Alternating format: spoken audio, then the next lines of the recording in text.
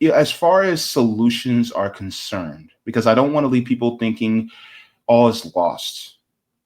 Those of us who are Black people, particularly those of us who are freedmen, Black Americans, what is one of the best ways in your mind that we can do in order to really combat this system?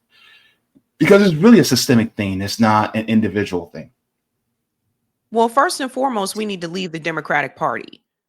Black people, like, if you still want to vote, register as an independent. Don't stay registered as a Democrat. Fuck the Democratic Party. If we can, I would like to shift gears a little bit because there was a story that came out about I say about 10 days ago, 9, 10 days ago. And I wanted to share this article and get your thoughts on it. So a lot of times people, of course, you and I, we talk about reparations, quite frequently. We talk about reparations for freedmen, for Black Americans. And so there has been an article that recently came out, and I want to share this about the mayor of Tulsa, Oklahoma. It says Tulsa mayor proposes $100 million reparations plan for descendants of the 1921 Tulsa race massacre. Proposed trust focuses on economic recovery, education, and housing nearly 105 years after massacre. Were you able to cover the story? I can't remember if you were. When they were denied the reparations, I covered that story. Okay. So Yeah. this is not that long of a read. So I have my thoughts, but I want to get your thoughts first after I read it. But it begins, it says Tulsa's first Black mayor proposed the fact that it has the first Black mayor in 2025. Okay, I'm going to move on from that. But it is sad. Anyways, Tulsa's first Black mayor proposed creating a $100 million private trust as part of a reparations plan for the impact of the Tulsa race massacre, which took place more than 100 years ago. Mayor Monroe Nichols IV, elected mayor in November, says the trust will be used to provide scholarships and housing to the descendants of those impacted by the massacre. He clarified that the trust would not involve direct cash payments. However, says for over 104 years, the Tulsa race massacre has been a stain on our city's history. The massacre was hidden from history books only to be followed by the intentional acts of redlining, a highway built to choke off economic vitality, and the perpetual underinvestment of local, state, and federal governments. Now is the time to take the next big steps to restore. So my question is,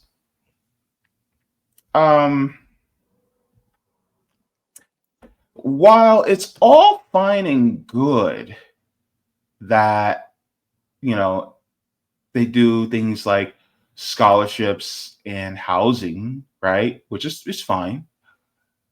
What about those of us who don't want to go back to school, who may be descendants of those impacted? Right. What about those who may be on the older side that, they're retired already? What about them? Give me your thoughts, please. So it appears he got the memo, right?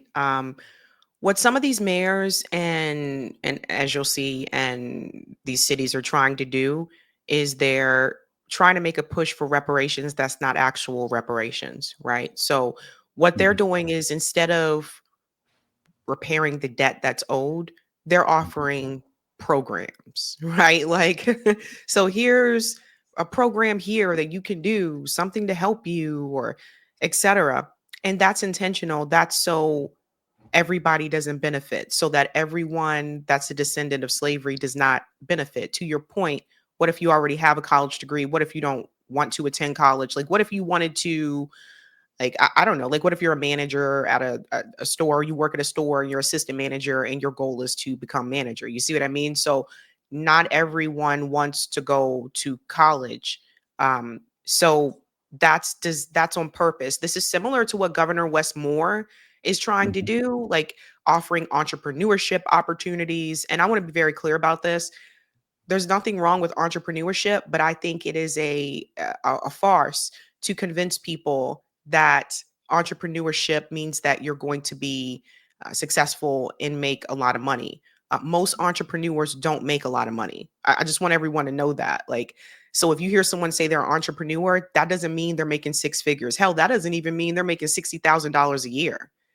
Most of the people that own their own business are not making a lot of money, because you have to remember, you have overhead, you have the taxes that you have to pay. If you have a staff member, don't forget you got to pay staff. If your business isn't online and it's in a brick and mortar, don't forget you got to pay utilities, electricity, things like that. So I think it's a farce to give Black people the impression that going into entrepreneurship is how you're going to be successful, because most people are not. So there's that.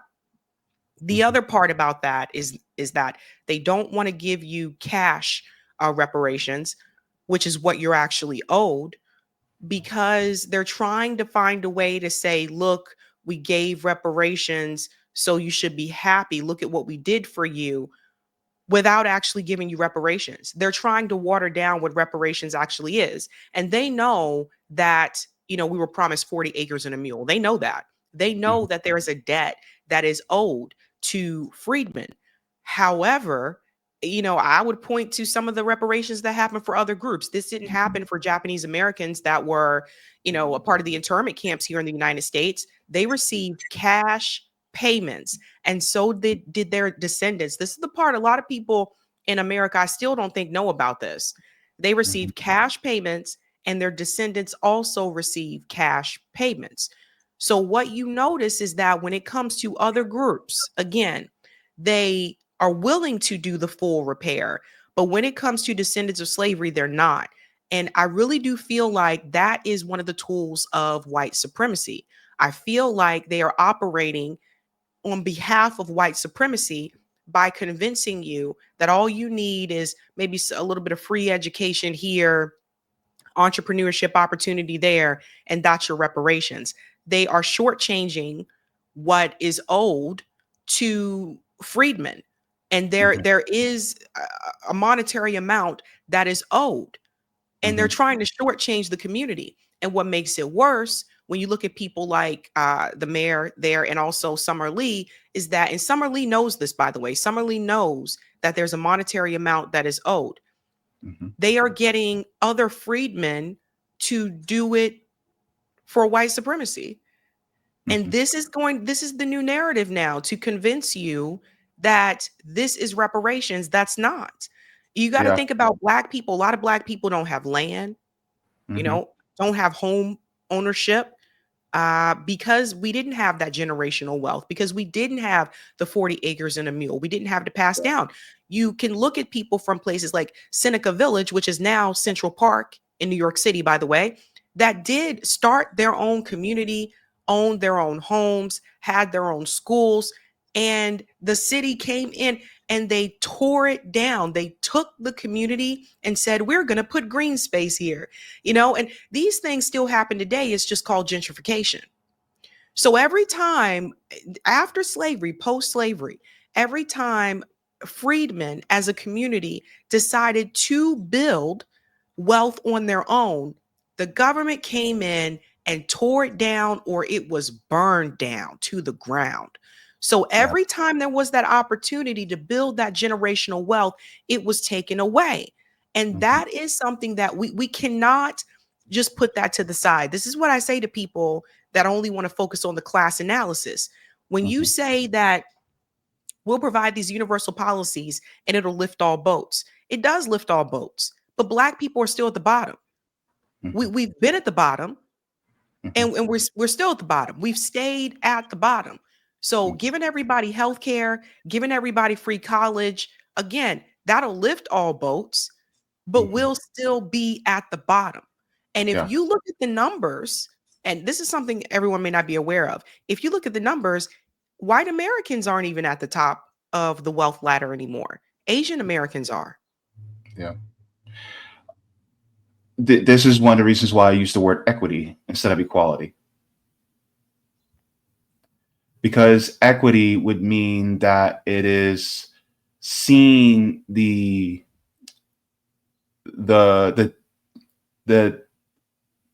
displacement of a certain group and it adds more in order to bring them to level with everyone else in order for it to be equal. And so I also want to share this as well, because if this was really reparations to the descendants of people who survived the Tulsa race massacre, this to me just smells fishy. It says the private charitable trust will be created with a goal to secure $105 million in assets, with most of the funding either secured or committed by June 1st of 2026. Nichols said the city council will have to approve the transfer of any city assets to the trust. The plan calls for the bulk of the funding, $60 million, to go towards improving buildings and revitalizing the city's north side. What does this mean? Buildings that'll be torn down by the next tornado. Like, this is really embarrassing that they're trying to use money that is owed to freedmen for infrastructure. That's something the city and the state should just pay for anyway. So they're using money that is owed to you for infrastructure. This is a cheap shot. And I say, like, buildings that'll be torn down by a tornado anyway, because that's Tornado Alley. So what? 60 million instead of putting that money in the hands of freedmen in the community. Does Yeah. everybody see the problem with this? Mm-hmm. Yeah. So, I wanted to get your thoughts on that, because when I first read the story, it screamed at me. I was like, reparations? I'm like, oh, so he's doing something instead of the judge, because the judge denied it when they tried to get reparations. And so now he's like, okay, I'm going to step in and give reparations. But then it's like, wait a minute, this is not really reparations, because you're No. just trying to. Here's what he's basically doing. He's giving Black people who have suffered the Tulsa race massacre a voucher. It's a voucher program, Yep. right? So if let's say I owe you $100, right? And then I'm like, okay, well, here's a $100 voucher to plant a smoothie. How's that actually me giving you back what I owed you? Does that make sense? Is that fair? So Black people need to stop falling for the voucher programs and start saying, no, we gave you labor, or you took from us something of value, so therefore you have to give that value back in cash. That's right, No more JB. voucher programs. No, you are, oh my God, JB, you are so spot on. That is it. That's exactly what this is. And unfortunately, I was excited when I saw that different states were going to try to implement reparations, Yeah. but I'm noticing the states and the towns, they're not, this is not reparations. I mean, I was kind of excited about what was happening in California. Um, don't know where that's at now, but look, Yeah. freedmen are owed so much and given so little. And Yeah. this hasn't happened for other groups. And I have to say this, Wes Moore talking about entrepreneurship, right? Let me explain something. Why is it that certain groups are given the opportunity to start their own business in the US and not pay taxes on it for 10 years? It's a good question. Because that opportunity isn't offered to freedmen. No. You see what I mean? Like, this doesn't just go back to slavery. This also includes Jim Crow, redlining. I mean, I don't think people really understand that as much as progressives, champion FDR's New Deal, I don't think people really understand how racist those policies were towards the Black community. Redlining started under the New Deal. Do you guys know that kept us, like, literally kept us out of those suburbs? So when white flight happened and white people left the city and moved into the suburbs, we weren't allowed to follow because of redlining. Yeah. So Black people remained in the cities. And when white people left, they took their money with them. And when Yep. they took their money with them, guess what? that removed resources for schools in the city. Mm-hmm. That's how you end up with underfunded schools. Mm-hmm. Yep. Because schools are paid with property taxes.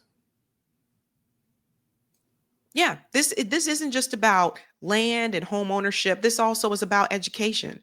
So now all the Black people are stuck in the inner city with the underfunded schools. And then people say, do better. Then, if we want to fast forward, you have the war on drugs, which targeted Black communities. You also have the school to prison pipeline, which also targeted Black communities, which is easy to do at these under-resourced, underfunded schools. Mm-hmm. Like it's all connected if you just add up, all the dots, the ways that they've made it so that they really did not. They're individual successful freedmen, but as Mm-hmm. a community, they Yeah. made it so that that would not happen, that we would not get that type of opportunity. And that's important for people to understand. Yeah. This is why it's so important for us to depend on ourselves instead of a politician, right? That's right. Yep. Basically. So I want to switch gears just a little bit. Because for those of you who are Black American who thought that Donald Trump was going to do something for us, I want to let you guys know that you guys have been bamboozled, run amok. You've been hoodwinked. He pulled a fast one on you. And here's why. For those of us who have young ones that are between the ages of 16 and 24, he's gutting Job Corps, which almost 50% of Job Corps recipients are Black. Let's get into this. It's kind of sad they shutting everything down because I ain't got my education. I ain't got my license. I came back here to get my life together, and it's just confusing me how they shut it down. I needed my high school diploma, all type of stuff. So, but I was working towards that so I can do my CDL because that was my number one goal. A lot of people in here don't got nowhere to go. A lot of people in here trying to change their life around, trying to get a house, trying to get a trade, trying to go to the union, trying to build money up so they can have a better life. Because some people come from hurting more than you helping. The money is not the issue right now. At Genesee Job Corps Center, 147 students were focused on building careers. Now, they're just trying to figure out what's next. And there's also another video that I would like to share before I get your thoughts on this as well. And because it just shows how egregious the Trump administration is, and how, to be honest with you, the Trump administration also is against Black Americans as well. And so I want to get into this too. So let's take a look here as well.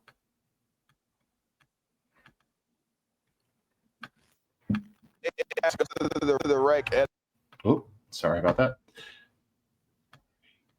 they had us go to the wreck at about 1:30, and they broke the news to us, and they had us go to the dorms, pack our stuff. The staff on site would not say a word to us, but sources tell us it was shut down after recent cuts at the Department of Labor, which oversees the program. I didn't want him to be a statistic, so I wanted him to be focused and get his education. 16-year-old Carlton Davis lived here, and his mom recently lost their house, and there's more. I have breast cancer surgery next week, so now I'm debating having my surgery canceled so I can make sure my son is okay. I'm livid. I am livid. I cannot believe this. Community activist Pastor Mo trying to help out here after getting calls from frantic mothers. He's worried about the short and long-term solutions for these kids. The ones who are trying to get it right. This is why I'm so pissed off. These are not kids are in a youth home who got caught in a crime. These are kids who are trying to avoid getting caught in a crime. So please give me your thoughts about what we just are hearing from the Trump administration. Once again, removing opportunities from the Black community. This is why I don't understand why Black people in particular, well, I guess I do understand more so a vote against Kamala, but why they thought that Donald Trump was going to help the Black community, right? So I have friends that went to Job Corps right after high school. I have friends that went to Job Corps. I have friends that went to like AmeriCorps, and they learned like skills and trade, and it was really helpful for them. Like that program helped a lot of people. So if you pay close attention to what Donald Trump is doing, you notice that he's giving, or at least pandering, certain policies towards his white base, but he's actively removing things from the Black community. And his Black supporters, from what I see, are just very silent, kind of quiet about this. I'm just like, you guys aren't going to say anything about him removing Job Corps? You're not going to say anything about him taking these things away from the Black community? And some of the responses I get is, well, he's getting these illegal immigrants out of here, so that's all I care about. That's he's not actively doing anything for the Black community. And so for me, I don't know. I cringe, JB. I cringe because I don't know why people believe that in the first damn place. And they're like, well, he gave money to HBCUs. Okay, whoop-de-doo. A lot of the presidents do that. How many Black people are going to HBCUs? How many Black people are going to college? What about Black people that are not going to college? And you see him giving, like credence towards Robert E. Lee, former General Robert E. Lee, and all this stuff. He is doing exactly what the racists, people from his base want, and also the evangelicals, the evangelical community. So he ain't thinking about Black people. He ain't thinking about you. You don't see him sitting down with you. You don't see him sitting down to try to, okay, well, what can we do that would help, the Black community? You don't see him doing that. And what kills me is like the Black Trump supporters don't want to admit it. You see these creators like online, the Hodge twins, Officer Tatum, they're not going to be critical because they make money off of criticizing their own community for the Republican Party. They make money off of being anti-Black. So you can't look to them for any truth about this and how you should feel about the situation. You can't look to them for that. So that's the thing. It's just to me, it's ridiculous. It's absolutely astounding that at this point, Black people would even begin to dare to defend Donald Trump at this point. He did shit for the Black community, excuse my language. He done nothing for the Black community. And they still out there tap dancing for him. It's ridiculous. Yeah, and I agree with you when you said that the Black community needs to collectively, we just need to start registering as independent. Yeah, other groups do this. It's just this whole thing. And, I look back on things and we're like, even with the Democratic Party, like if the Democratic Party was a true anti-war, pro-worker, party, we probably wouldn't be in this situation, but they're not. They're just as corporate as the Republican Party. So that's how you get here. Yeah. And there's also another twist. And, this is why I love my people, because we be thinking, and let me share this as well, because she got the hamster running on the wheel in my head. And I said, oh, let's listen to the system. It's crazy how they got rid of Job Corps and then immediately opened up more listings for military recruitment positions. That's really, really interesting because I'm not going to lie. It sounds like something the government would do. They would take away the funding for, self-sufficiency for young adults, because that's what Job Corps was, basically to teach young adults how to acquire skills, trades, certifications, degrees, diplomas, things of that nature, and force them into a route of either possibly unemployment, likelihood of getting into trouble, crime, or joining the military. Yeah, that's not weird at all. Like I said, I just think that's kind of strange how the timing works with that. Job Corps was literally, like I said, something that a lot of people have used to become nurses, CNAs, truck drivers.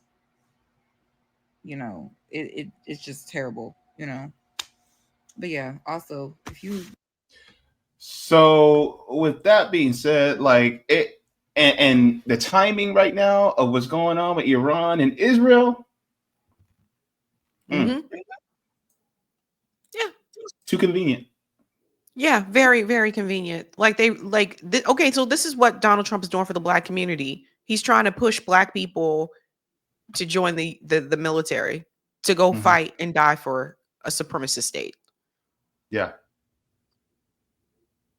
And it's like, why are we going to fight a battle for imperialists when they ain't do nothing for us anyway? There it is. That don't make no damn sense. Like, why are we? What are we doing here? You know. And so that's one of the reasons why I think it's so important for us to really just start looking at all these politicians and looking at the system itself with, you know, a very critical eye, because this system hasn't done anything right by us ever since our ancestors were kidnapped and brought here. No. So please go ahead. I'm sorry. I mean, it's really it's so obvious they're really trying to push people to join the military. This is really what they're trying to do. And I think that people have to understand, you know, when you're growing up in those communities, the number one thing that's lacking is resources, right? So if you don't have the resources and the tools that you need to have those other opportunities, you know, it can be really easy for someone to just say, okay, recruiter shows up and they say, all right, well, I guess, you know, I have no other option. I have benefits or whatever, and we got bills and yada yada. I mean, this is how they recruit a lot of people. There's a reason why they recruit in black, like low income black neighborhoods. They're not trying to recruit people. They're not trying to recruit teenagers in Beverly Hills. No, Or they're not. Potomac Mills. Like, no, they're not trying to recruit those. So, and especially, and I have to say this, having lived in the South, and you're down South too, especially down South, military recruitment is heavy. Military recruiters came to, this is interesting. I didn't go to, you know, all black high school or low income. I mean, we had different, you know, incomes at my high school, but because we were near Fort Bragg, they came to my high school. The recruiters came to our school. And like they would speak in front of our class. It's not like they came to our school and just had tables positioned out front of the school. And if you wanted to talk to them, you could. They came into our classrooms to recruit people. I kid you not. I kid you not. There was a recruiter that came to my house. The same one who came to our school. They were coming to people's homes. Yes. And my dad answered the door. My dad was like, hell no, she's not joining. Hell no, she's not joining the military. Dead serious. Like, I couldn't believe that guy showed up at my house. Yes, yes. That's how they are. So they're really looking for the people that, you know, need the money, have no other path or feel they have no other path. They really prey on those individuals to join. And then there are some who sign up because they feel like they really are fighting for their country. But I would say most of what I've seen is economic despair. Yeah, it's quite unfortunate. And then, of course, there's one more thing that I want to bring up, and this is what we talked about last night. But this comment goes really well with it. Gone says those red line zones, neighborhoods are still the most unhealthy communities to this day. And with that being said, we talked about what Elon Musk, the billionaire, is doing in Memphis, Tennessee. Let's take a look at this classic. Elon Musk, we do not want here in Memphis. This is a public hearing for the air permit being considered for the XAI facility. See, I got asthma. My mama got asthma. My grandma used to get home, 87 years old, got asthma, and she never had it before. I can't breathe at home. It smells like gas outside. We've shown up here today because we're tired of going in and out of hospitals, going in and out of funeral homes. We've been paying taxes and we've been dying, and what we're saying is that stops now. I'm going to invite from the applicant XAI, Mr. Brent Mayo, to come up and have a few words with the community. Hello. XAI is committed to meeting the highest standards of emissions. XAI is going above and beyond the required emissions.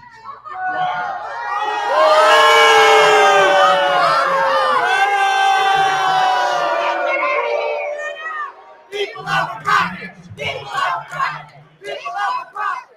Thank you very much for your time.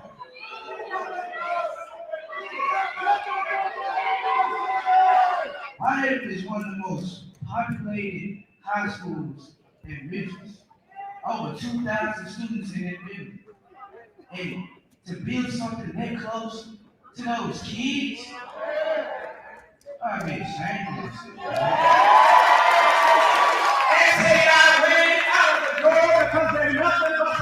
I'm gonna skip over Malcolm next. Yeah. So I can't hear from Malcolm next. Oh gosh, he's still talking. Hang on. Hold up. Okay. Rather not hear from him. Stage 4 colon cancer. Other aunt lives across the street from her, kidney cancer. And I smell the smells. I see it in my job every day now. I'm not lying. They're not lying. We're not lying. We need the permit to be denied. We deserve clean air. We deserve to be able to live in our communities and live long lives. It's time to start telling the truth. The truth is that XAI, who just ran up out of here, they have no controls that prevent air pollution or decrease air pollution in their factories. None. That's the truth. Do the right thing.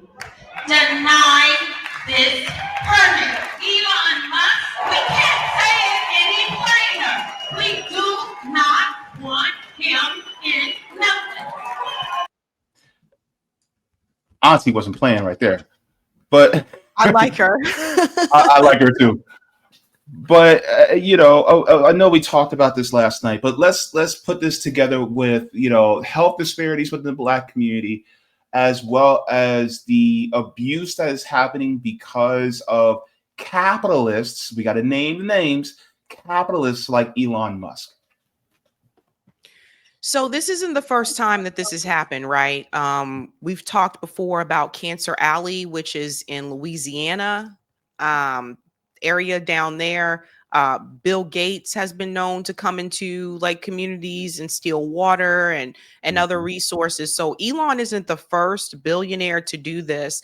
And polluting Black communities is also not a new thing. This has been happening for quite some time. The question I think that people should be asking is, why is this country allowing that to happen? And why hasn't this been stopped? Why hasn't it been repaired? And as I told you before, I really think they want us to die off. I go back to healthcare. I go back to Social Security. And remember what we were talking about before. Before the big pharma companies, the original reason why they didn't want everyone to have universal healthcare in this country is because they didn't want Black people to have healthcare. And so now let's tie this to Social Security. If Black people don't have health care, or if most of us don't have health care, how likely are we to make it to 65 to get Social Security? So you see what I'm saying? This is all intentional. Now, as a result of these policies, it also impacted poor and low-income white people. But that intentionally was not the plan. The plan was to target Black people, particularly in this country. So I've said this over and over. As a community, they really do not want us to thrive. They don't want us to succeed. They'll allow a couple of Black people, like individuals here and there, to get that bag. You know what I'm saying? To get the bag, to do well. But as a community, they really do not want us to get to that level. So when people say, why is it that other people can come to this country and do really well, and Black Americans, what's your excuse? We haven't been given the same opportunities that you've been given. We aren't given the opportunity to have the first 10 years tax-free if we start a business. We're not given those opportunities, right? So that's another thing that people need to think about. Why? Again, they don't want us to succeed. Also, every time we did start those businesses and we did start thriving communities, the government came in and took the land either by eminent domain or it was burned to the ground. Yeah. You have not had to experience that. You were allowed to come in and build thriving communities. We were already here and we weren't allowed to do it. Yeah. So, and you this is why I say when people talk about solidarity, et cetera, and all those types of things, you have to get past your white supremacy thinking. You got to get past that. And when you come and point your fingers at us and you don't understand the struggle and what we've been through, that's another thing. You have never been in our shoes, as a community. So you don't come here and then start pointing fingers at the group of people that has been the most marginalized and oppressed in this country, even to the point where there were laws against us on the books. You don't get to come here and point your fingers at us and say, why aren't we doing better when you were given opportunities that we were not? Yeah. And that's why we don't really have that built-in solidarity like that. That's why when people say people of color, which I had to get away from that term, because even with people of color, it is very clear that Black people that are part of that term, people of color, are not included in this so-called coalition with the other people of color, because they have decided to align themselves with the white community and with what works best for white supremacy every time. And I think people really need to hear this. So we've talked about that before. There's finger pointing towards immigrants. There's finger pointing towards Black Americans, and I think where the general consensus needs to be is that it is downright disrespectful to point your finger at those of us who were brought to this country, our ancestors brought here as slaves, who worked for free and weren't paid anything, weren't allowed to have any generational wealth or to get to where you are. It is damn right disrespectful to come here and to treat us as such, as though we are the enemy after everything our people have been through. So when people want solidarity, that has to come from both sides. All of it cannot be on the Black community. And I had to say that. Yeah. It can't be one-sided. It takes two to tango, right? Absolutely. And also, just another thought before I let you go. I find it interesting how we are 13% of the population, and we've been 13% of the population for how long? I know. It's like, why haven't our numbers grown? Say Interesting, it, JB. right? Say it, JB. Because, and here's the thing, other groups have grown within this country, other minorities have grown to the point where one of them outnumbers us now. But when it comes to Black Americans, especially, we've been 13% of the population for decades upon decades upon decades. Our numbers have not grown. Sounds like we're keeping low on purpose as well. So, you think about like the prison industrial complex.